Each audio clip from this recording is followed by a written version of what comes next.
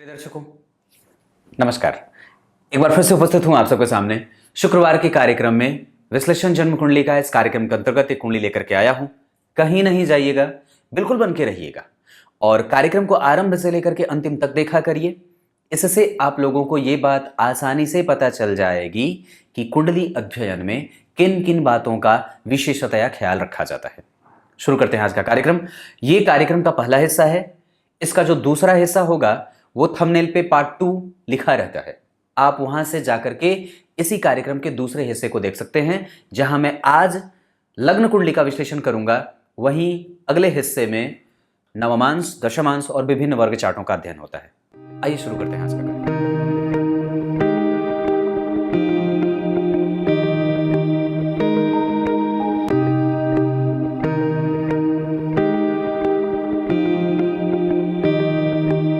2039 शक संवत 1905 जिस संवत्सर में इनका जन्म हुआ है, उस संवत्सर का नाम धाता संवत्सर है। जहां व्यक्ति खुद को ही प्रसन्न करने में नहीं लगा रहता है, अपने प्रभावों से और अपने क्रियाकलापों से दूसरों को प्रभावित करना चाहता है। मतलब वो स्वयं को भले ही तकलीफ में रख लेगा, चलेगा, लेकिन सामने वाले को अपने प्रभावों से उसको खुश करने का हमेशा ही प्रयास करता रहता है। तार्किक होता है, बुद्धिमान तो होता ही है और धारण करने वाला होता है। मतलब अब ऐसी स्थिति जहां पे व्यक्ति किसी भी प्रकार से, चाहे जितनी भी सामने वाले की गलती हो, उसको क्षमा करके आगे बढ़ जाता है। इसको ऐसे समझा जा सकता है। वैशाख माह में इनका जन्म है। ये बहुत बढ़िया। व्यक्ति का शरीर सबल होता है, मजबूत होता है, श्रेष्ठतया स्थितियों को प्राप्त करने की व्यक्ति की स्थिति होती है और व्यक्ति कभी भी किसी भी बात को पकड़ करके बैठता नहीं है, उसको छोड़ करके आगे बढ़ना चाहता है। और यही जो कारण है वो व्यक्ति को क्षमाशील बनाने के लिए प्रेरित करती है। दूसरी बात है कि व्यक्ति कभी भी किसी के ऊपर डिपेंडेंट नहीं रहना चाहता है, खुद की अपनी स्वतंत्र एक स्थिति बनाना चाहता है।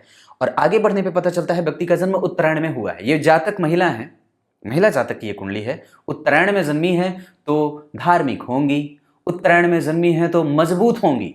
बुद्धि का जो पीछे का हिस्सा होता है वो बड़ा व्यक्ति को प्रखर बनाता है। और उत्तरायण में जन्मी है तो सांसारिक सुखों को पाने की लालसा तो होती ही है, पर व्यक्ति उसको पा भी सकता है और पा ही लेता है।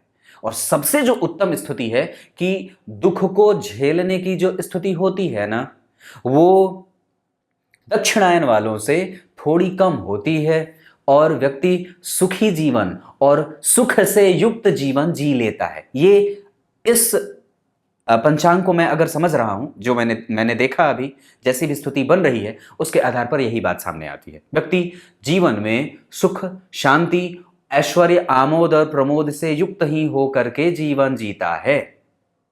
हाँ, बिल्कुल। ग्रीष्म ऋतु में जन्मे हैं तो अब यहां पे आपको एक सलाह दूं तो व्यक्ति को अगर कैरियर में कुछ ऊंचा करना हो तो थोड़ा दूर निकल जाओ। कैरियर में अगर कुछ बेहतर करना हो, तो अगर धन बचाना चाहते हो, बैलेंस क्रिएट करना चाहते हैं तो थोड़े दूर निकलिए और तभी आप पैसे कमा पाओगे। अगर घर में रहोगे तो फिर घर की जिम्मेदारियां आपको छोड़ेंगी नहीं। और आपकी कुंडली ऐसी है कि व्यक्ति उलझ जाता है सांसारिक समस्याओं में या फिर सांसारिक गतिविधियों में। वो उलझ करके कई बार अपने प्रभाव को उन्मुक्त नहीं होने देता है।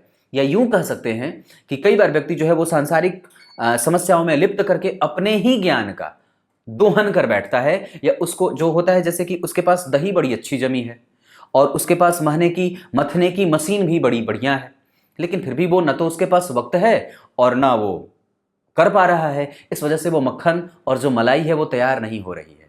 कहने का मतलब है कि व्यक्ति को अपने आप को संपूर्ण टाइम और वक्त और समय देना ही चाहिए, नहीं तो कई बार आपकी धरी धरी की शिक्षा धरी की धरी रह जाती है। ग्रीष्म ऋतु, बाहर निकलिए। शुक्ल पक्ष, ये बढ़िया, ये ममता से युक्त ममतामयी बनाता है, व्यक्ति को सुंदर नेत्रों का बनाता है, कपोल खिले हुए होते हैं, दिव्य मुस्कान होती है। और बहुत अच्छी बात है कि व्यक्ति की वाणी बड़ी प्रभावित करने वाली होती है। जल्दबाजी भी तो नहीं होती, क्योंकि शुक्ल पक्ष में जन्मे हैं तो स्थिरता के साथ जीवन को जीने की लालसा होती है, पर अपना प्रभाव व्यक्ति दूसरों पे जमाना चाहता है और कई बार अपने से जो कमजोर लोग होते हैं उस पर व्यक्ति जल्दी हावी हो जाता है। तो ये एक दुर्गुण हो सकता है। शुक्ल पक्ष की चतुर्थी तिथि का चंद्रमा पापक है, इस वजह से व्यक्ति आसानी से कई बार धन के आने की स्थिति में पहुंचता पहुंचता हुआ सा रह जाता है, वो आने से दरवाजे तक आकर के हाथ से फिसल जाए। शुक्ल पक्ष की चतुर्थी तिथि में जन्मे हैं तो कई बार संतान में हालांकि दिक्कत तो नहीं होनी चाहिए, पर कई बार शुक्ल पक्ष में जन्मे होने के कारण जब चंद्रमा कमजोर होते हैं तो वो रेगुलरिटी नहीं बन पाती है और चीजें प्रायः मिल करके छूट जाती हैं, या फिर कई बार धन आने की स्थिति कमजोर सी रहती है। शुक्ल पक्ष की चतुर्थी तिथि में चंद्रमा व्यक्ति को किसी के ऊपर डिपेंडेंट बनाते हैं, व्यक्ति किसी के ऊपर आलंबित होता है, लतिका बना देते हैं, लता बना देते हैं, जिसमें उसको किसी के ऊपर निर्भर रहने की कई बार ये स्थिति बन जाती है। अब आगे बढ़ता हूं। रविवार पित्ताधिको अति चतुरस तेजस्वी समर प्रिय, मतलब पीत वरंग की गोराई, और उसके बाद व्यक्ति जो होता है वो संतुलन पैदा करने वाला होता है। विपरीत से विपरीत परिस्थिति में जा करके अपने प्रभावों को मजबूत करने की, दिव्य और अनुसंधान करने की जो स्थिति होती है वो बड़ी। अब ऐसी स्थिति में कि व्यक्ति जब रविवार को जन्मा है तो वाणी से संबंधित कोई भी काम कर सकता है, पढ़ने पढ़ाने का कारोबार कर सकता है, ट्रेडिंग का कारोबार कर सकता है। रविवार के जन्मे हो, आर्द्रा नक्षत्र में इनका जन्म हुआ है, तो इस आधार पर व्यक्ति बड़ा बहुमुखी हो जाता है।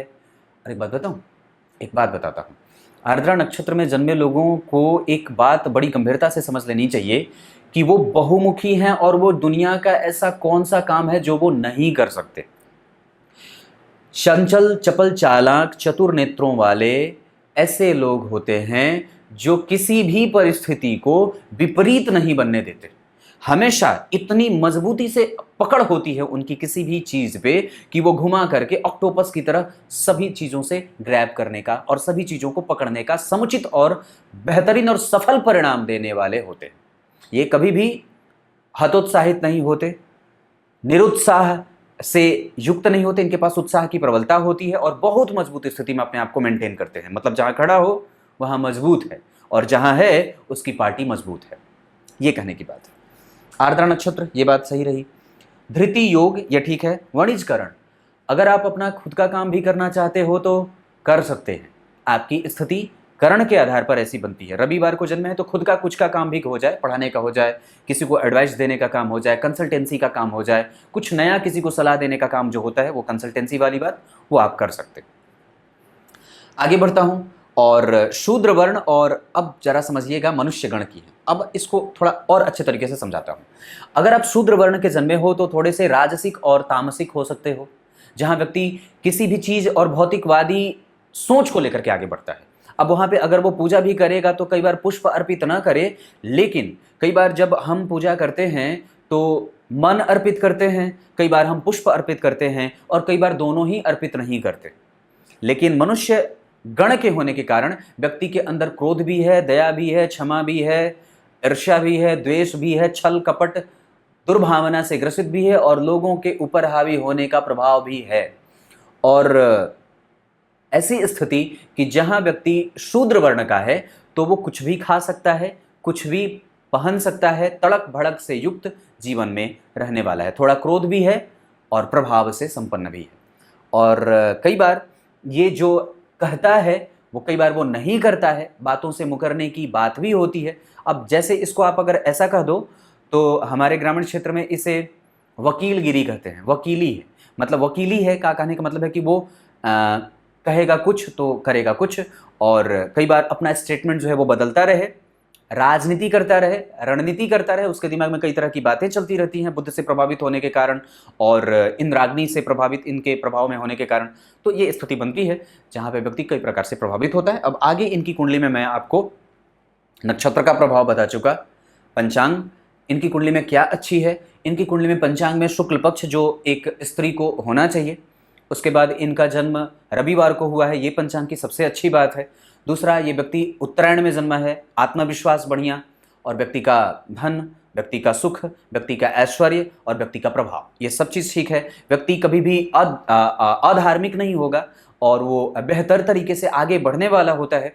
और उसके बाद जो स्थिति और बनती है, उत्तरायण में होने के कारण व्यक्ति का प्रभाव बड़ा बेहतर होता है। तो मैं इसे ये कह सकता हूँ कि कुंडली में पंचांग जो बेस बनती है, जिसके आधार पर कुंडली आगे बढ़ती है, जहाँ पे वो बिल्डिंग जो तैयार होने वाला है उसकी जो मजबूती है वो बड़ी अच्छी है और ये संतुलित कही जा सकती है।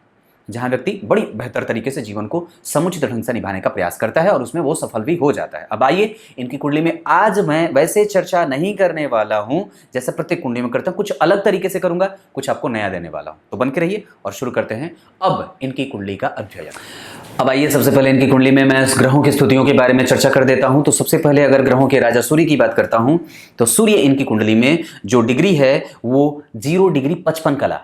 जरा गौर से समझिए, सूर्य 0 डिग्री 55 कला के कहने का मतलब है कि षडबल में ये कमजोर भी हो सकता है। जहां अगर मैं देख रहा हूं तो इनकी कुंडली में सूर्य और मंगल एक साथ, राहु चंद्रमा और शुक्र यहां मेषम संख्या में, और लग्न में बुध बैठे हैं, शनि उच्च के होकर के वक्री हो गए हैं चित्रा नक्षत्र में, गुरु वृश्चिक राशि में बैठे हैं रोग की राशि अष्टम भाव में, केतु 9 नंबर की राशि में धनु राशि में व्यक्ति को धार्मिक भाव और प्रणेता बनाने का प्रभाव दिखाएंगे। ये कुंडली में ग्रह की स्थिति। अब अगर मैं चर्चा करूं तो सबसे पहले अगर मैं सूर्य की चर्चा करता हूं तो सूर्य 0 डिग्री 55 कला अपने ही नक्षत्र में है। मतलब क्या है कि उसका पावर कम है, वो पावर में कमजोर है, लेकिन वो चूंकि अपने नक्षत्र में है तो अपना प्रभाव दिखाए बिना वो नहीं रहेगा, वो उसके पास अकुलाहट है। मतलब अगर ग्रह अपने नक्षत्र में है और अपने मित्र के द्वारा देखा जा रहा है तो निस्संदेह व्यक्ति की कुंडली में सूर्य की प्रबलता होगी। और यही स्थिति व्यक्ति को कई बार उसको मिलते मिलते रख देने वाली या मिलते मिलते चीजें एकदम हाथ में आती हैं, हथेली में रहती हैं, और कई बार उसका वो सदुपयोग नहीं कर पाता है और कई बार वो उसको कमजोरी से प्राप्त करता है, या कई बार चीजें छोट छोट सी जाती हैं। जहां आप कोई भी चीज प्राप्त करना चाहते हो वो अब आपकी वाणी को कुछ ऐसा बना दे, या कुछ आपका प्रभाव ऐसा हो जाए, या कुछ उटपटांगा बोल दो, या कई बार कड़वा बोल दो। तो ये स्थिति इस कुंडली में बनती है। अगर मैं और भी आगे बढ़ के देखता हूं तो इनकी कुंडली में सूर्य जो होते हैं वो बनते हैं, ये मेष लग्न की कुंडली है और 5वें नंबर के भाव में ये बैठे होते हैं। यहां पे इनको बैठना था, पर वस्तुतः ये यहां न बैठ करके, पंचम भाव में न बैठ करके वो बैठे हैं द्वितीय भाव में अपने मित्र के साथ। तो धन भाव में 2 मित्र ग्रह एक साथ बैठे और स्थिर राशि बैठी। क्लियर है? वहां पे वो स्त्री राशि है, स्थिर राशि है, और अग्नि तत्व के 2 ग्रह बैठे हैं। तो अग्नि तत्व के 2 ग्रह और भूमि तत्व की राशि, यानी कि वो अनसपोर्टिव हुआ। अब यहां पे चूंकि सूर्य आत्मविश्वास और इंडिपेंडेंट बनाता है, यानी कि वही वो ग्रह है जिसके कमजोर होने के कारण व्यक्ति खुद के पैरों पर कई बार खड़ा नहीं हो पाता। उसके पास शिक्षा है, क्योंकि पंचम भाव शिक्षा का भाव है, इसका अधिपति स्थिर राशि में बैठा है, तो व्यक्ति के एजुकेशन को हम कमजोर नहीं कह सकते क्योंकि वो परम मित्र के साथ बैठा है। और मेष लग्न की कुंडली के लिए तो भाग्य भाव के अधिपति गुरु स्वयं होते हैं और पंचम भाव का अधिपति तो स्वयं सूर्य होता ही है। लग्न के अधिपति मंगल होते ही हैं। तो लग्न के अधिपति और पंचम के अधिपति ये दोनों एक साथ अगर बैठेंगे तो निस्संदेह व्यक्ति के अंदर देशभक्ति की भावना, कृतज्ञता का भाव, व्यक्ति का पढ़ाई, व्यक्ति का जो पिता का प्रेम है, पिता का स्नेह है, ये सारी चीजें मिलने वाली हैं। और यहां से व्यक्ति को कभी भी तकलीफ की स्थिति में नहीं गुजरना होता है। और दरअसल पिता भाव का अधिपति उच्च का है, लग्न को देख रहा है, तो व्यक्ति की कुंडली में और व्यक्ति के जीवन पे सूर्य का प्रभाव भी है थोड़ा कमजोर। जो वो स्वयं की आत्मा का प्रभाव है वो थोड़ा कमजोर है। अब यहां पे व्यक्ति जो है वो कई बार कमजोर भी हो जाएगा अपने आत्मविश्वास को लेकर के। उसके पास मंगल है तो वाणी में वो निगेटिव अब चीजें जाएंगी, क्योंकि वो वृद्ध है। तो ग्रह अगर वृद्ध हुआ तो अनुभव की कमी, तो कई बार उसके ऊपर से ये बात छलक जाएगी, जहां वो ना जानते हुए भी कई बार उसमें कूद पड़े, ना जानते हुए भी कई बार अपना प्रभाव बढ़ाया करे, और ना चाहते हुए भी कई बार अपने ही प्रभावों के कारण गलत तरीके से और अपने ही दुश्मन खुद से खड़ा कर लेता है। यह स्थिति बनेगी। लेकिन लग्न के अधिपति पंचम के साथ बैठे हैं तो ये एक कृतज्ञता का भाव जागृत करेंगे। व्यक्ति जानने के लिए उत्सुक है, जिज्ञासु है और प्रभाव से युक्त है। मतलब वो ठीक है। अगर हम स्वभाव की बात करते हैं तो सूर्य के ऊपर गुरु का असर है। जो पंचम भाव का अधिपति है और लग्न का अधिपति है वो वास्तव में धर्म से प्रेरित है। क्यों? क्योंकि धर्म भाव के अधिपति अष्टम में जो स्वभाव का भाव होता है वहां बैठ करके लग्नेश को और सूर्य को देख रहे हैं। तो ज्ञान का कारक, ज्ञान का कारक कौन? धर्म का कारक कौन? ज्ञान का कारक होता है देवगुरु बृहस्पति होते हैं, और धर्म के कारक भी देवगुरु बृहस्पति होते हैं। ज्ञान में बुद्धिमता कौन जड़ता है? बुद्ध जड़ते हैं। निर्णय लेने की क्षमता कौन जागृत करता है? सही और गलत निर्णय में कौन प्रबुद्ध भूमिका निभाता है? तो वो बुद्ध होते हैं। तो इस आधार पर जब हम इस कुंडली को और भी गहराई से समझने का प्रयास करते हैं तो जहां सूर्य प्रबल है क्योंकि अपने नक्षत्र में बैठा है, कुंडली में कारक होता है, भाग्य भाव के अधिपति के द्वारा व्यक्ति के जीवन में धर्म का और भाग्य का सहयोग मिलेगा, पति का सहयोग मिलेगा, दाम्पत्य अच्छा होता है, प्रेम से युक्त है, और हिंसक प्रेमी है। कई बार जब वो काम के भावना से युक्त होता है तो फिर वो कुछ भी समझता नहीं है, ये बात भी है, क्योंकि पंचम भाव प्रेम और लाड का भी होता है और अष्टम भाव तो तीव्र काम का होता है। ये भाव काम के खत्म होने का, यहां से काम के सुख की बात करी जाती है। तो यहां पे धर्म भाव के अधिपति अष्टम में बैठे, कई बार व्यक्ति अपने गुरु को ज्ञान दे, भाव विह्वल होकर के, कई बार एग्रेसिव होकर के वो किसी का आदर भी ना करे, कई बार वो अनादर कर बैठता है, बाद में पश्चाताप भी करता है। गुरु का प्रभाव लगने पे होगा तो ये सारी चीजें होती हैं। तो व्यक्ति में ज्ञान भी है, धर्म भी है, बड़ों का आशीर्वाद भी है, प्रभाव भी है बुजुर्गों का, और सबके साथ जमीन पर बैठ करके भोजन करने वाला भी होता है। मेष लग्न का है तो तीव्र है, प्रखर है, इंतजार करना बड़ा मुश्किल होता है। स्वभाव में गुरु का प्रभाव है तो आग आग आग। गुरु भी कहीं ना कहीं धनु राशि का प्रभाव देंगे, मूल त्रिकोण राशि है तो ग्रह अगर मूल त्रिकोण राशि का फल करेगा तो अग्नि अग्नि अग्नि, सूर्य अग्नि, मंगल अग्नि, गुरु भी अग्नि, क्योंकि धनु राशि है वहां का वो प्रभाव ज्यादा देंगे। क्यों प्रभाव ज्यादा देंगे? क्योंकि वो 12वें भाव के जो अधिपति बनते हैं गुरु, वो अष्टम में बैठ करके विपरीत राजयोग भी निर्माण कर रहे हैं, और वस्तुतः वो 8 नंबर की राशि में बैठे हैं तो व्यक्ति को पेट का रोग भी देंगे। स्वभावतः वो गुरु से प्रभावित होगा तो निश्चल होकर के कुछ भी बोल देगा, उसको कोई परवाह नहीं है कि सामने वाले को तकलीफ लगेगी या अच्छी बात या बुरी लगेगी, क्योंकि वो गुरु से प्रेरित है। सूर्य और मंगल है तो व्यक्ति धड़ से बोल देता है, भड़ से बोल देगा। अब ऐसी स्थिति में जहां वो समझ नहीं पाता है कि उसको कब क्या कैसे बैलेंस बनाने का जो कारक ग्रह होता है प्रिय दर्शकों, वो सूर्य होता है। अगर सूर्य कहीं ना कहीं अनकंडीशनल चेंज हो रहे हैं, उसमें उसके प्रभाव थोड़े से कमजोर अगर देखे जा रहे हैं तो निस्संदेह व्यक्ति बैलेंस नहीं बना पाता है। कई बार वो अपने पर्सनल जीवन को और प्रोफेशनल जीवन को एक साथ नहीं चला पाता है, जिसके कारण से व्यक्ति को कई बार असमतुल्यता की या अनइक्विवेलेंट स्थिति में ले जाकर के अपने आप को स्थापित कर बैठता है। तो ये चीज हटाना होगा। मैं अभी आपकी कुंडली के स्वभाव के बारे में चर्चा कर रहा हूं, क्योंकि आपके स्वभाव को ही तो अभी खो दूंगा। तो ये स्थिति बन रही है, व्यक्ति गर्म दिमाग का है, इसको और भी कूल और कामनेश की स्थिति में जाना चाहिए, ये एक अच्छी बात है। अब मैं यहां सूर्य के अगर डिग्री में बात करूं तो कमजोर, नक्षत्र से बल, तो यहां पे अब इसको रोकते हैं। अब चंद्रमा की बात करता हूं। इनकी कुंडली में राशि मिथुन की है, तो मंगल से प्रभावित लग्न और बुध से प्रभावित राशि। राशि का अधिपति कहां बैठा? राशि का अधिपति बैठे हैं जन्म कुंडली के लग्न में। अब 3 घर पीछे बैठे, तो राशि का अधिपति 3 घर पीछे बैठा। व्यक्ति के व्यक्तित्व में मेहनत करने की क्षमता है और व्यक्ति का कम्युनिकेशन पावर बड़ा बेहतर है। स्किल और डेवलपमेंट की जो स्थिति होती है वो बड़ी उच्चिष्ट होती है और बेहतर होता है। व्यक्ति की वाणी अच्छी हो क्योंकि लग्न में बुध है, व्यक्ति तार्किक है क्योंकि लग्न में बुध है, और बुध प्रभावित किससे है? किससे? तो जन्म कुंडली में मंगल से, क्योंकि मंगल की राशि में बैठा। वो मंगल कहां? तो व्यक्ति की वाणी में, तो वाणी में प्रभाव प्रखर और शंख की तरह वाणी हो जाती, गुरु का प्रभाव होने के कारण। मिथुन राशि होने से व्यक्ति अब जहां से आया है, मतलब जो पिता का क्षेत्र है वो बड़ा धनवान और बड़ा अच्छा होता है, उसमें प्रभाव की कमजोरी नहीं होती है, और व्यक्ति के ऊपर कहीं ना कहीं पिता का प्रभाव भी होता है, भाइयों का प्रभाव होता है, भाइयों से स्नेह मिले, सबके साथ आदर से युक्त रहे। पर कई बार जो ससुराल क्षेत्र होता है वो सामने से दिखेगा सब कुछ कि सब लोग तो हैं, पर जब जरूरत पड़ेगी तो कई बार लोग पीठ घुमा लेते हैं, और कई बार जब आपके जो निकटस्थ संबंधी हैं उनको लेकर के आप कंफ्यूजन में वाले स्टेट में चले जाते हो, जहां आपको इस बात का डर और खतरा रहता है कि जब मेरी विपरीत स्थिति आएगी तो वो लोग मेरे साथ खड़े होंगे ना। कई बार जब मैं अगर किसी भी विपरीत स्थिति में जाऊंगी तो वो मेरे साथ व्यक्ति मेरे पास आएगा ना, इस तरीके की खतरे की स्थिति होती है। और ये घंटी भी है जिसको कि आपको कई बार समझना भी होगा। चंद्रमा आर्द्रा नक्षत्र, इसका प्रभाव बताया। व्यक्ति बहुमुखी है, राजनीतिज्ञ है, और वो सामने वाले के हलक में हाथ डाल करके उसके मन की बात जानने की क्षमता। अपने घर में मेरी दादी जो थी, आपको एक बात बताता हूं, यही प्रभाव है जो आपको बता रहा हूं। मेरी दादी दूसरों के घर से सामान निकालने में बड़ी चतुर थी।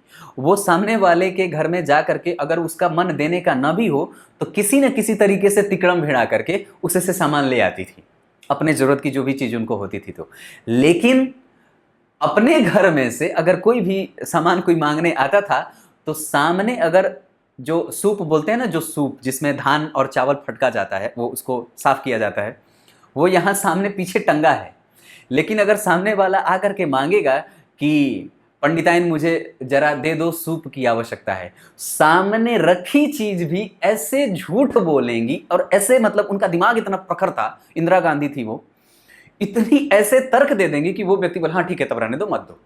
तो ये स्थिति जो होती है वो व्यक्ति की बड़ी अजीब होती है, जहां व्यक्ति सामने वाले को कुछ भी और किसी भी तरीके से अपने लाभ के लिए इस्तेमाल कर लेगा, पर खुद नहीं होता है।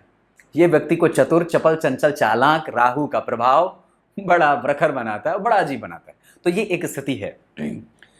तो ये बात एक कुंडली में देखने को मिल रही है। मेरी बात याद आ गई तो इस वजह से सोचा बता दूं। चलिए आगे बढ़ते हैं। यहाँ पे चंद्रमा की बात थी और बुध की बात ये रही। बुध जो है वो शुक्र के नक्षत्र में बैठे हैं। अब होता है क्या व्यक्ति जो है वो आर्थिक संपन्नता की स्थिति में होते हैं और वो उसका जो है वो प्रभाव बड़ा बेहतर होता है। लग्न में बुध व्यक्ति को प्रखर बुद्धि का बनाते हैं, तार्किक बनाते हैं। वाणी से संबंधित कोई भी कारोबार व्यक्ति अगर करना चाहे, अपने प्रभाव को और पढ़ाई को और भी आगे अगर ले जाना चाहता है तो उसके पास बुद्धि और क्षमता है, वो चाहे तो कर सकता है। ये चंद्रमा की बात थी। चंद्रमा अवस्था में 12 डिग्री के हैं तो युवा अवस्था के होंगे, वो ठीक है, उनकी स्थिति कमजोर नहीं है, वो बल से युक्त हैं। क्योंकि जिस राशि में बैठे उस राशि का अधिपति लग्न में बैठेगा तो संपन्न नहीं रखेगा और कहीं ना कहीं उसका टेलीकम्युनिकेशन, उसका संचार, उसका कम्युनिकेशन और व्यक्ति के कुटुंब का सुख, ये सब भी है। पर आपको थोड़ी मेहनत ज़्यादा करनी पड़ती है क्योंकि यहाँ पे पापक ग्रहों का प्रभाव ज़्यादा हो रहा है और भाग्य का प्रभाव है। तो भाग्य में वो सब तो हैं पर कई बार वो छूट से जाते हैं, ये बात भी बनती है। मंगल की बात अब करूंगा। तो मंगल इनकी कुंडली में बैठे हैं 5 डिग्री के, तो ये भी बहुत अच्छे तो नहीं होंगे। 2 डिग्री के 2 नंबर की राशि में बैठे हैं और मंगल जो बैठे हैं वो सूर्य के नक्षत्र में बैठे हैं, सूर्य के साथ। तो ऐसी स्थिति में मंगल पे सूर्य का असर, और वो मंगल लग्नेश, लग्न के अधिपति होकर के पंचम भाव के अधिपति, जब तक पेन न चलाऊं तब तक आप लोगों को समझ में नहीं आया। लग्न के अधिपति मंगल, पंचम के अधिपति सूर्य के साथ धन में बैठे, स्थिर राशि में, धन की स्थिरता है, धन भाव में स्थिर राशि बनी और सम संख्या की राशि बनी। व्यक्ति का संबंध दाम्पत्य में कभी कभी कड़वाहट होगी और कभी कभी अगर उसमें द्वेष और विद्वेषण की स्थिति होगी तो आपके कारण होगी, ये पक्की बात है। और दूसरा सूर्य और मंगल है तो आप अपने प्रभावों को और भी ज्यादा सौम्य बना सकते हो तो बना लो। और लग्न और पंचम के अधिपति अगर बैठे हैं तो दाम्पत्य में प्रेम हमेशा बना रहना चाहिए, ये कभी भी कमजोर नहीं होगा और वो एक पक्षीय होगा तो सिर्फ आपके तरफ से, ये बात बनती है। तो यहां पे इसका सुख है और बहुत बड़ी बात है, ये धन भाव की स्थिति होती है। धन भाव, धन योग लगा देती है बात कि पंचम का अधिपति धन भाव में बैठे, तो ये एक अच्छी बात होती है। व्यक्ति को धन की स्थिति में कभी भी कमजोरी नहीं देखी जाती है, वो ठीक है।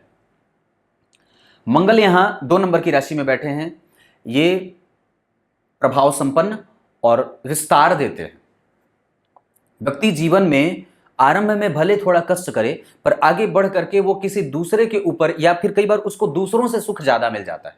जितना वो खुद से सुख की उत्पत्ति नहीं कर सकता है, कई बार वो दूसरों से सुख ज्यादा अर्जित कर लेता है। मतलब वो, ये मैं सूर्य का प्रभाव नहीं बता रहा, ये मैं मंगल का प्रभाव बता रहा हूं। क्योंकि लग्न के अधिपति पंचम के अधिपति के साथ बैठ करके कई बार उसको अपने बेटों से सुख मिल जाए, अपने बेटे से सुख मिल जाए, बड़े बेटे से, ये बड़ा अच्छा होता है।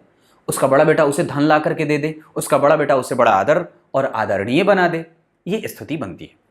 और कई बार जो स्थिति बनती है उसमें प्रभाव की कमजोरी कहीं भी नहीं है। अगर कोई जाति का जिसकी कुंडली में सूर्य और मंगल स्त्री राशि में बैठे हैं, शनि पुरुष राशि में, गुरु स्त्री राशि में, केतु पुरुष राशि में और राहु, चंद्रमा और शुक्र पुरुष राशि में बैठे हैं, ये स्थितियां व्यक्ति को कई बार पुरुषोचित भी बनाने का प्रयास ज्यादा करती हैं। अब आगे मैं मंगल की चर्चा कर रहा था। मंगल जो है वो सूर्य के नक्षत्र में, उसका प्रभाव आध्यात्मिक है, उसका प्रभाव नैतिकीय है और उसका प्रभाव ठीक है, उसमें कोई कमजोरी नहीं है। मंगल की स्थिति जो अगर मैं देख रहा हूं तो वो 5 डिग्री के हैं, कमजोर तो हैं जरूर ही, बहुत अच्छे तो नहीं है। उस वजह से भी कई बार जो होता है वो लग्न और व्यक्तित्व को कमजोरी में देखा जाता है। हालांकि उस पर गुरु का असर है तो कहीं ना कहीं वो एक अच्छी बात ही बनेगी, धर्म का लाभ मिलेगा। व्यक्ति की कुंडली में लग्नेश को अगर कोई शुभग्रह धर्म भाव का अधिपति, धर्म का कारक देख रहा है तो उसको भाग्य का बल भी मिलेगा, पति का लाभ, पति का सुख और पति से बेहतर स्थिति में व्यक्ति जाती, स्थिति ऐसी बन रही है। अगर मैं बुध की चर्चा करता हूं तो बुध जो है वो 25 डिग्री 50 कला का है, भरणी नक्षत्र। अब जरा गौर करिए तो वो कर्क मेष राशि में बैठे और एक स्थिति की जहां पे वो नवमांश कुंडली में वृश्चिक के हो रहे हैं। तो गौर करिए, यहां अगर मैं बुध को मंगल की राशि में देख रहा हूं, थोड़ी सी चर्चा ये करना बड़ा आवश्यक है, और नवमांश कुंडली में वो वृश्चिक राशि में जा रहा है, यानी कि यहां इस वजह से व्यक्ति को कई बार अपने प्रभावों को कमजोर होते भी देखा जाएगा। जहां उसकी जो शिक्षा है वो कई बार काम नहीं आती है, ये वृश्चिक राशि में। हालांकि बुध यहां पे युवा है और बहुत अच्छे बैठे हैं, 25 डिग्री के हैं और विषम संख्या में बैठे हैं, ये इनकी स्थिति अच्छी है। तो व्यक्ति में चपलता, चतुर और चतुराई से संपन्न होना, ये सब चीजें दिख रही हैं। व्यक्ति जो है वो 50 लोगों की भीड़ में कभी भी अपनी तरफ लोगों का ध्यान जब आकर्षित करना हो तो उसमें वो बहुत मजबूती से इस चीज को पा लेता है। और बुध बैठे भी हैं तो शुक्र के नक्षत्र में, तो उस पर बुध का असर और शुक्र का असर जब पड़ जाए तो व्यक्ति सुंदर है, राजकुमारी है, सुंदर। और इसमें तो कोई वो बात नहीं है कि दरअसल अगर जन्म कुंडली में त्रिक भाव के अधिपति हैं तो मेहनत ज्यादा करनी पड़ती है, कई बार अपने आप को प्रूफ करने के लिए और अपने आप को साबित करने के लिए कई बार बहुत दम लगाना पड़ता है, बड़ी तीव्र चाल से कई बार अपने आप को चलाना पड़ता है। हालांकि व्यक्ति के पास साहस है, ऊर्जा है, क्योंकि तृतीय भाव साहस और क्षमता का होता है। उसके अंदर जो उत्साह है वो जन्म कुंडली के लग्न में ही बैठा है। तो ऐसी स्थिति में ये प्रभाव आपके पास है। अगर आप पूरे तरीके से अपने आप को इकट्ठा करके अगर जोर से दम लगाओगे तो निस्संदेह जिस गति से आप जाना चाहते हो उसको अगर आप बना करके रखोगे तो उस मोशन में आप आगे बढ़ जाओगे। ये बुध की बात थी। तो सूर्य, चंद्रमा, मंगल, बुध, ये बुध थे। अब बुध की बात तो उसको देख रहे हैं शनि। तो व्यक्ति जो है वो लॉ वगैरह के क्षेत्र में चला जाए, वकील बन जाए, पढ़ाने का काम शुरू कर दे, कंप्यूटर का शिक्षक बन जाए, और कई बार अकाउंटेंट वगैरह बन जाए, किसी दूसरे के साथ रह करके मुंशीगिरी का काम कर ले, किसी का अकाउंट संभाल ले, और कई बार कॉमर्स आदि के क्षेत्र में आगे बढ़ जाए। खुद का कोई भी व्यवसाय अगर करना चाहता है तो बुध है वो व्यवसायिक ग्रह होता है, वो आपको करवा सकता है। आपकी कुंडली में ये स्थिति बनती है। और बुध के पास शुक्र है तो आप कोई जनरल स्टोर भी खोल सकते हो, अगर कुछ भी नहीं है तो कुछ बड़ा सा मॉल भी खोल, छोटा सा एक ऐसे सामग्री की दुकान जहाँ पे सारी चीजें उपलब्ध हों और सारी चीजें मिल सकती हैं। अपने अंडर में लोगों को रख करके खटने खटाने का काम हो सके, जहां आप 2 लोगों को नौकरी भी रख सकते हो, तो ये भी स्थिति बनती है। क्योंकि शुक्र के नक्षत्र में है तो शुक्र की स्थिति जन्म कुंडली में धन भाव की बनती है। धनेश के नक्षत्र में बैठा है और वो शुक्र जन्म कुंडली में पराक्रम में बैठे हैं, यानी कि ये स्थिति एक अच्छी बात और अच्छी चीजों की सूचक हो सकती है। जहां अगर अब फुल फोकस वे में काम करें तो हमें निस्संदेह सफलता मिलने के कई प्रतिशत आसार बढ़ जाते हैं। अरे भाई, लग्न के और ऊपर और लग्नेश के ऊपर अगर शुभ ग्रहों का प्रभाव होगा तो वो कमजोर थोड़ी होगा, बिल्कुल भी नहीं। और साथ ही साथ शनि उच्च का लग्न में बैठा है, व्यक्ति के लॉ वगैरह के क्षेत्र में लॉ ऑफिसर बन जाए, बड़ी अच्छी बात है। शनि उच्च का है और वो वक्री है 5 डिग्री का, इसका कुछ प्रभाव पीछे का भी बनेगा। तो व्यक्ति में आलस्य भी है, वो कई बार दूसरों को सलाह तो बड़ा अच्छा देता है पर खुद के ऊपर अप्लाई नहीं करता है। वो कई बार दूसरों को धर्म का ज्ञान तो बड़ा अच्छा देता है पर खुद ही जब करने चलता है तो कई बार फंस जाता है। ये बात भी है। तो ये बुध की बात थी। गुरु की बात अगर करता हूं तो देवगुरु बृहस्पति आपकी कुंडली में वृश्चिक राशि में बैठे हैं। अब जरा गौर करिए तो वो 13 डिग्री 56 कला अनुराधा नक्षत्र, शनि का नक्षत्र, जिस नक्षत्र के अधिपति उच्च के होकर के लग्न को देख रहे हैं, और वो शनि जो है वो चित्रा नक्षत्र में बैठा है। यानी कि इस शनि के पास जो है वो प्रभाव मंगल का भी है जो कि लग्नेश है। तो अगर एक बात और भी गौर करें तो यहां पर मंगल जो है वो सूर्य के नक्षत्र में बैठे हैं। यहां पर संबंध बन नहीं रहा है। इसका मतलब क्या है कि व्यक्ति जो है वो हावी होने वाला है, किसी पे भी अपना प्रभाव दिखाने वाला है। अपना काम लेट हो और वो उसके लिए किसी दूसरे को जिम्मेदार बना दे या जिम्मेदारी उसकी लगा दे कि नहीं, आपके कारण मेरे साथ ऐसा हुआ। तो कई बार ये चीजें बनती है। कई बार खिन्न रहे, उदास स्थिति में रहे, उदास हो जाए, छोटी छोटी बातों को कई बार वो बड़ा तुल दे देता है। मेरे साथ तो ऐसा नहीं था पर ऐसा हो गया, मैं ऐसा नहीं चाहती थी पर ऐसा हो गया, ये बात भी बनती है। और कहीं ना कहीं कुंठा से ग्रसित भी होता है। उसके अपने कमजोरी और उसकी अपनी गलतियों के कारण वो कई बार चीजों को पा नहीं सकता है, या नहीं जब पाता है तब वो इसका जो प्रभाव है, उसका ठेका जो है वो किसी दूसरे के मत्थे चढ़ देगा। और कई बार वो ऐसा काम, और कई बार इनके बीच में जो दाम्पत्य की स्थिति देख रहा हूं, यहाँ पे शनि जो है वो पिछले भाव का फल करेंगे तो थोड़ी सी उसमें वहां पे कड़वाहट भी है और उसे मिटाने की बात भी है। हालांकि बुध और शनि है तो बुध का प्रभाव है तो एक शुभग्रह उसे देख रहा है, लेकिन वो त्रिक भाव का अधिपति है। लेकिन समस्त प्रकार की कमियों को गुरु पूरा करते देखे जा रहे हैं, सभी प्रकार की कमी को। हालांकि वो अष्टम में नहीं बैठे होने चाहिए। अगर वो वृश्चिक राशि में बैठे हैं और उस राशि का अधिपति आयु दे रहा है, क्योंकि अष्टम के अधिपति अष्टम को देखेंगे, आयु का कारक लग्न को देख रहा है, तो व्यक्ति के पास कई बार चीजें मिलती तो हैं पर वो कई बार जो होती हैं वो देर से मिलती हैं। और वास्तव में लग्न में बुध है तो व्यक्ति में अधीरता की स्थिति को भी प्राप्त करवा देता है। व्यक्ति अधीर है क्योंकि बचपना है, वो किसी से तुरंत ही प्रभावित हो जाता है और शुरुआत में जो काम करेगा वो पूरे जोर शोर से करेगा, पर धीरे धीरे धीरे धीरे धीरे धीरे उसमें जो है वो स्वतंत्र हो जाता है या थोड़ा ढीला हो जाता है। तो ये स्थिति भी बनती है। तो इसको आप थोड़ा सा और भी बेहतर कर सकते हो, तो थोड़ा कर लो, रेगुलराइज करो अपने आप को। चंद्रमा मिथुन के बैठे हैं, त्रिक भाव में पापक ग्रहों का या शुभ ग्रहों का बैठना कई बार परिणाम शून्य भी होता है। हालांकि वहां पे पापक ग्रह ज्यादा अच्छे परिणाम करते हैं, लेकिन यहां गौर करिए, राहु बड़ी अच्छी स्थिति में है, राहु अच्छी स्थिति में है, बुध अच्छी स्थिति में है।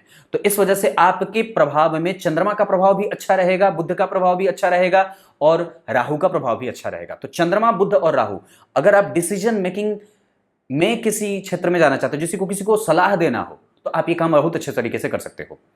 कंसल्टेंसी का काम आपका बहुत बेहतर रहेगा, तो आप ये काम कर सकते हो। अब आप करो नहीं तो ये अलग बात है, क्योंकि आपके पास ऊर्जा नहीं है। ऊर्जा भी है, ऐसा नहीं कहूंगा, ये है, तो आप इसमें आगे बढ़ सकते हो। तो मंगल की स्थिति, बुध की स्थिति बात करी, गुरु जो है वो अष्टम में बैठे हैं, अपने अंदर विनम्रता के प्रभाव को और विकसित करिए। गुरु जो स्थिति बना करके बैठे हैं, ऐसी स्थिति में वो नवमांश में वृश्चिक में ही बैठे हैं और यहां पे वो वर्गोत्तम हो जाएंगे, इस वजह से कि जब ग्रह वर्गोत्तम हो जाता है तो वो बली हो जाता है, भाग्येश बली हो गए। अब यहां अष्टम में वो बैठने के बावजूद भी व्यक्ति के जीवन में प्रेम, व्यक्ति के जीवन में सद्भाव, व्यक्ति के जीवन में आशीर्वाद, व्यक्ति के जीवन में धर्म और व्यक्ति के धर्म धुरंधरी होने का प्रभाव, ये सब रहेगा। 12वें भाव के अधिपति होकर के वापस वो उसको देख रहे हैं और धर्म के अधिपति होकर के, जहां धर्म भाव में खुद केतु बैठ करके व्यक्ति को धर्मज्ञ और अनुभवी बनाता है। इनके पति को ऐसा चाहिए कि अगर ये जो सलाह देती हूं उसे प्रायः माना जा सकता है, क्योंकि लग्न और लग्नेश के ऊपर अगर गुरु का प्रभाव है तो निसंदेह व्यक्ति को, और लग्न के ऊपर अगर शनि का प्रभाव है तो व्यक्ति प्रैक्टिकल माइंडसेट को लेकर के आगे बढ़ने वाला है। धर्म थोड़ा कम भी माने, लेकिन लग्न के ऊपर अगर धर्म के अधिपति देख रहे हैं तो व्यक्ति में धर्म समाहित है, व्यक्ति दूसरों के लिए कुछ करना चाहता है, विह्वल है, दूसरों के दुखों को देख करके तुरंत ही द्रवित होने की स्थिति में है। केतु अनुभवी बनाता है, उस केतु की दृष्टि लग्न पे है, तो व्यक्ति में कहीं ना कहीं दर्द की शिकायत भी होती है। अब यहां पे आपके जीवन में दर्द भी जुड़ेगा, कुछ ऐसे दर्द जो कभी भी मिटे और कभी भी भुलाए नहीं जा सकते, ये बात भी बनेगी। तो ये गुरु की दृष्टि यहां गई तो व्यक्ति के जीवन में अगर कभी भी व्यक्ति ऋण में फंसा, कभी भी कोर्ट केस में उलझा, तो वहां पे कोई उसको हरा नहीं सकता है। ऐसा इसलिए क्योंकि 12वें भाव के अधिपति वापस मुड़ करके उसको देख रहे हैं जो शनि के नक्षत्र में है, और शनि कोर्ट केस, कचहरी, दूसरों को उसमें जीत दिलवाने की बात, ये सब इनके पास है। गुरु जिस नक्षत्र में बैठे उस नक्षत्र का अधिपति अब यहाँ पे उच्च का है और वक्री है, तो वो अनस्टेब्लिश भी होगा और अपने प्रभावों में वो विषमता भी लाएगा और वो फ्लक्चुएशन वाली स्थिति में जाएगा। और नवमांश कुंडली में वो टोटली वक्री होकर के वृश्चिक राशि में बैठ रहा है। ऐसी स्थिति में वो होगा क्या कि कई बार वो अपने प्रभावों से विचलित होगा और कई बार वो गैस्ट्रिक की समस्या, नाभि का क्षेत्र प्रभावित करे, और कई बार पिंडली का दर्द, जोड़ों का दर्द, कंधे का दर्द, कमर का दर्द, घुटनों का दर्द ये पैदा करेगा, क्योंकि वो रोग की राशि है वृश्चिक राशि और वो उसको स्वतंत्र नहीं और स्वतंत्रता नहीं दे पाती है। तो ये बात है, ये मैं कई तरीके से जोड़ करके आपको बता रहा हूं, जिसको आपको बहुत ही ध्यान से समझना होगा। गुरु की दृष्टि यहाँ, ये अच्छी बात है, यहाँ से संपूर्ण है। आपको 12वें भाव को लेकर के कभी भी असंतोष नहीं रखना चाहिए। जहां व्यक्ति का दाम्पत्य ठीक रहे, व्यक्ति का दाम्पत्य जीवन ठीक रहे, व्यक्ति का खर्च असंतुलन में ना रहे और व्यक्ति की प्रभाव में कभी भी कमजोरी नहीं होती है। वो अगर बाहरी लोगों से जुड़ करके भी, अगर दूर देश के लोगों से जुड़ करके भी काम करना चाहे तो कर सकता है।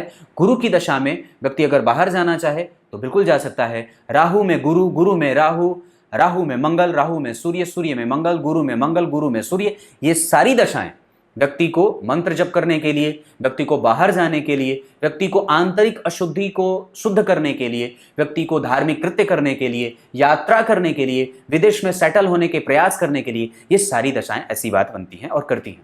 अगर कोई भी कभी यात्रा करनी हो तो अनुराधा नक्षत्र आपके लिए बड़ा बेहतर होगा, श्रवण नक्षत्र आपके लिए बड़ा बेहतर होगा। कोई जमीन वगैरह खरीदना हो तो मृगशिरा, शतभिखा, आर्द्रा, ये कुछ ऐसे नक्षत्र हैं जो आपके लिए बड़े शुद्ध और बड़े अच्छे साबित होंगे।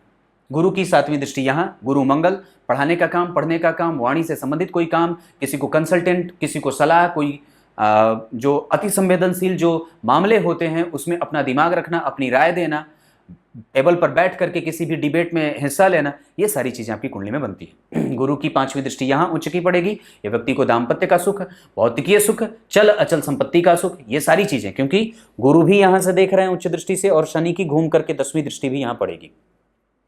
शनि की 7वीं, 8वीं, 9वीं और 10वीं, तो वहां पे कर्क राशि बनी, वहां का अधिपति पीछे गया है तो माता से स्वास्थ्य में कमजोरी, पर वो संपूर्ण रहता है, पर कई बार वो माता से कमजोरी भी मिलती है, कई बार दूर जाना पड़ता है और कई बार माता का स्वास्थ्य कमजोर सा रहे। पिता भाव का अधिपति जन्म कुंडली में शनि उच्च का है तो पिता का तो प्रभाव ठीक है, पर माता का प्रभाव थोड़ा कमजोर है, ये बात भी दिखती है। ये बात यहां तक खत्म। तो गुरु की बात ये थी। शुक्र की बात अगर करता हूं तो शुक्र आपकी कुंडली में सप्तम के अधिपति होकर के यहां से पंचमस्त जाकर के राहु चंद्रमा और शुक्र, ये स्थिति बहुत अच्छी है। मतलब मैं ये नहीं कह सकता कि व्यक्ति का पति मेहनती नहीं है, व्यक्ति का दाम्पत्य खराब है, व्यक्ति के प्रभाव में कमजोरी है। पति प्रेम करने वाला, न्यायिक जरूर है, वो बेहतर है और जो उसको अच्छा लगता है वही वो करता है। कई बार आप हावी होने का प्रयास करते हो, कई बार आप अपने आप को दबंग दिखाना चाहते हो, कई बार चाहते हो कि मैं यही करूं, पर वो अगर कहे बात तो दरअसल ये तुला राशि में जहां पे समतुल्य एक राशि ऐसी होती है जहां पे आपको बैलेंस क्रिएट करना होता है, वहां पे अगर शनि उच्च के हैं तो निसंदेह दाम्पत्य में अगर एक उच्च का घर अति विशिष्ट कारक होकर के बैठा है तो आपको वहां से आपके समाज को, आपके प्रभाव को, आपके व्यक्तित्व को बेहतर बनाने का और समुचित तरीके से न्याय करने वाला ही बना रहा है। अब आगे बढ़ता हूं तो यहां पे राहु का प्रभाव भी है, ये अच्छा होगा, ये खराब नहीं है। अब यहां पे आप ये नहीं कहोगे क्योंकि पापक ग्रह में अगर राहु का प्रभाव रहेगा, राहु की 1 2 3 4 5, अगर राहु की दृष्टि यहां जा रही है, यहां शनि बैठे हैं तो व्यक्ति के ससुराल क्षेत्र को बड़ा धनी मानी बना देते हैं और ससुराल में व्यक्ति की बड़ी आदर भी होती है आरंभ में, पर कई बार वो बाद में चल करके सूर्य मंगल के कारण थोड़ा कमजोर भी होता है, पर उस पर ध्यान नहीं देना चाहिए। राहु का प्रभाव है, यहाँ का अधिपति पंचमस्थ होकर के बैठा है, ठीक है, और त्रिक भाव में बैठा है तो कई बार वो अपनी दशा में मेहनत ज्यादा करवाए और कई बार वहां पे बहुत भरा पूरा परिवार रहे, ये बात भी दिखने को मिलती है। तो ये स्थिति शुक्र की थी, उस शुक्र की स्थिति यहां जा रही है, केतु यहां बैठे हैं, व्यक्ति को सर्वज्ञ बनाएंगे। मंत्र जप करने की स्थिति आपके पास है, आप मंत्र जप करो, सिद्ध करो और पूजा पाठ में अपने प्रभावों को विकसित करिए, क्योंकि चंद्रमा और शुक्र, बड़ी अच्छी बात बताता हूं। चंद्रमा और शुक्र के बारे में मैंने एक बार कार्यक्रम करी थी, आप लोग पता नहीं उसको देखे हैं कि नहीं, पर आगे भी बना दूंगा कभी, कि जिस भी व्यक्ति की कुंडली में चंद्रमा और शुक्र एक साथ बैठ जाते हो तो उसका प्रेम अकाट्य रूप से पतिव्रता का हो जाता है और व्यक्ति निस्संदेह ही पति को छोड़ करके किसी को नहीं देखता। प्रेम सबसे रखता है पर प्रेम पति से ही करता है, रखेगा सबसे, सबको प्रेम से ही पेश करने की स्थिति में आता है और सबके साथ न्याय करता है, क्योंकि शनि देख रहे हैं। लेकिन शुक्र और चंद्रमा व्यक्ति के दाम्पत्य को बड़ा बेहतर और बेहतर बनाते हैं। व्यक्ति सूक्ष्म मेहनत करने वाला, शारीरिक मेहनत बहुत ज्यादा ना करे, थक जाए जल्दी, क्योंकि बुध है लग्न में, हालांकि फुर्तीलापन है, व्यक्ति लगेगा तो तुरंत एक साथ जब काम करना होगा अगर विवाह शादी में तो तुरंत कई लोगों को इकट्ठा करके काम शुरू कर देगा, पर तुरंत ही निकल जाएगा, तो ये बड़ी चंचलता की बात होती है, तो ये स्थिति बनती है। ये है बात आपकी कुंडली में, कहां की बात थी, शुक्र की बात थी। शुक्र बैठे हैं आर्द्रा में, ये ठीक है। शुक्र का संबंध अगर राहु के साथ बन जाए, जो कि धन भाव का अधिपति है, तो व्यक्ति को धन संपन्न और व्यक्ति धनवान होता है। तो धन की समस्या इस कुंडली में कभी नहीं है, भौतिकीय सुख संसाधनों की कभी भी कमी नहीं है। माता का स्वास्थ्य कमजोर हो सकता है, वो राहु के साथ है, केतु का प्रभाव है, हालांकि उस भाव का अधिपति शुक्र के साथ बैठा है, द्वितीय भाव के अधिपति के साथ, तो माता का सुख भी मिल सकता है, आर्थिक पक्ष के रूप में लाभ मिल सकता है। शनि की बात अगर करता हूं तो शनि इस कुंडली में बहुत अच्छे तो नहीं होते, दशम और एकादशवें भाव के अधिपति और सप्तम में बैठ करके लग्न को देख रहे हैं। व्यक्ति अपने पैरों पर खड़ा होना चाहता है तो वो बिल्कुल हो सकता है, क्योंकि दशम, और व्यक्ति कई बार होता भी है, हुआ भी है, प्रयास भी किया है, लेकिन सफल नहीं रहा, क्योंकि मेहनत और त्रिक भाव का अधिपति लग्न में बैठा है, गुरु अष्टम में बैठे हैं। एक बात बताऊं, अब एक बात और भी यहां पर रुक करके बताता हूं, आज तो 3 बार एक बात बोल दिया कि जन्म कुंडली के अगर किसी भी प्रकार से सकारात्मक प्रभावों के विकसित होने की जो स्थिति होती है वो देवगुरु बृहस्पति से होती है। अगर किसी भी व्यक्ति की कुंडली में देवगुरु बृहस्पति की स्थिति अच्छे भावों में नहीं जा रही है, अगर वो अपने आप को अच्छे स्थिति में मेंटेन नहीं कर रहे हैं, तो कहीं ना कहीं वो कमजोरी भी देते हैं। तो इस वजह से अगर आपके जीवन में कुछ भी कमी रही और कोई चीज जो मिली है उसमें गुरु का ही सहयोग है, मतलब वो गुरु अगर वहां बैठे हैं तो निस्संदेह कुछ कमजोरी भी दे रहे हैं, जहां पे कमजोरी आपके बहुत ज्यादा भौतिकवादी होने का, क्योंकि चंद्रमा के साथ शुक्र बैठे हैं, राहु के साथ शुक्र बैठे हैं, और कई बार आध्यात्मिक पक्ष थोड़ा कमजोर होता है और व्यक्ति कई बार प्रबल भौतिकवादी भी हो जाता है, क्योंकि बुध है, वो तुरंत ही चीजों से आकृष्ट हो जाता है। तो इसको थोड़ा सा कम करो और मैटेरियलिस्टिक वर्ल्ड में अब थोड़ा कम घूमना फिरना करो और अपने आप को थोड़ा एकांत करो, अलग करो। हालांकि आप हो भी, क्योंकि उच्च का शनि अगर आप प्रयास करोगे तो तुरंत ही एकाकी हो जाओगे, तो ये बात बनती है। अब ये शनि की बात थी। आपकी कुंडली में शनि जो बैठे हैं उनकी डिग्री अगर बता दूं तो वो बैठे हैं 5 डिग्री 45 कला चित्रा नक्षत्र में, और ये स्थिति उनकी कुंडली को बाल अवस्था में लेके जाती है। नवमांश कुंडली में वो वृश्चिक के बैठे हैं, ये बात यहाँ तक खत्म। तो ये स्थिति आपकी कुंडली की है। राहु का प्रभाव यहाँ ठीक रहेगा, तुला राशि उनकी सामान्य राशि होती है और वहां पे वो दृष्टि डालेंगे तो बड़ी अच्छी रहेगी उनकी स्थिति। और वैसे एक बात और बता दूं, तो आपकी कुंडली में राहु और केतु मूल त्रिकोणस्थ होकर के बैठे हैं और ये बड़ी अच्छी बात होती है। तो आपको राहु प्रबल मेहनत करने वाला और किसी को भी आसानी से छोड़ने वाला नहीं है, वो जबरदस्त और जोरदार है। आसान नहीं है उसके साथ किसी भी तरीके से उसको कमजोर करना, ये जातक कभी भी कमजोर नहीं हो सकता है। तृतीय भाव में सूर्य और मंगल प्रबल, मजबूत और बड़ा हिम्मती बना देते हैं। व्यक्ति जो भी मेहनत करेगा वो परमात्मा से लेकर के ही रहेगा, क्योंकि राहु यहां बैठे हैं। चंद्रमा और शुक्र है, इस वजह से वो कर नहीं रहा है, नहीं तो अगर वो कर ले तो चीजें मिल जाएंगी। ये स्थिति आपकी कुंडली की है। अब आपकी कुंडली में सबसे अच्छी बात क्या है वो बता देता हूं।